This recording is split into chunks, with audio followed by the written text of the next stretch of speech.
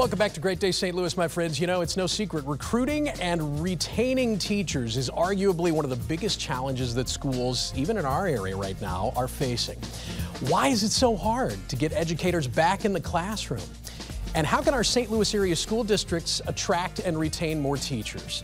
It's a very serious problem, and we are very happy to have one of the people battling this issue on the front lines, Dr. Candice Carter, who is CEO of Confluence Academies, here to shed a light on this challenge that schools are facing right here in our area. Nice to have you here, Doctor. Thank you. We appreciate it. So let's talk about the root cause of this. What is causing teacher recruitment challenges in school districts across the country right now? Yeah, well, it really begins with a supply and demand issue. There are, frankly, not enough teachers entering the field of education compared to the number of teachers that are exiting. And those that are exiting, you know, because of retirement, because of relocation, because of opportunities. There's a lot of opportunities now today in terms of work.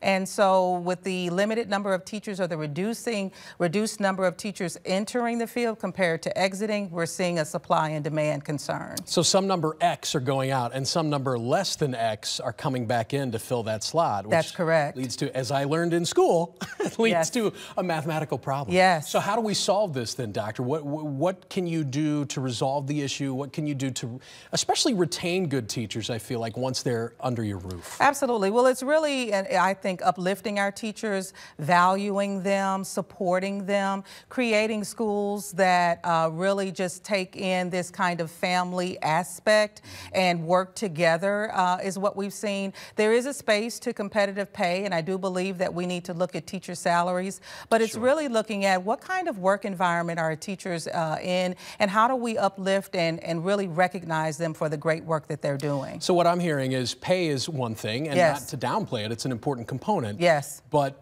to be in an environment where you feel valued, where you feel recognized, you're likely to stick around in that. Absolutely. There's a sense of belonging, that's similar to children. And when you enjoy coming to work every day and being along with people who are really committed to a mission of education and seeing our region do well, you will want to come to work and you will stay in that profession. I believe that. Obviously, you're focused on Confluence Academies, but is this something that we can kind of tackle and try to address as a region in some way? I think so. I think if we all commit to doing this, both inside of the classroom, us as educators, as well as us as a region, as a community, I think that we can help to combat this teacher supply-demand concern. I think also when our schools are representative of the students and of the community, that matters. So our attention to just really ensuring that we have an inclusive environment, you know, and that everyone is welcomed, and that students see us in themselves, students see themselves in the adults that are around them. I think that can, you know, work wonders. You can't overvalue that. I think Absolutely. That's important. Doctor, thank you so much for being here. We know there's a lot of you that have the skills, have the ability, have the wherewithal in the audience right now that would be great at this. To get in contact with Confluence Academies, very simple. All you have to do is visit confluenceacademy.org. Kent? Thank you. Very important discussion there. It brings a whole new meaning to Teacher Appreciation Day. We talk about that a lot. Absolutely. Appreciate our teachers.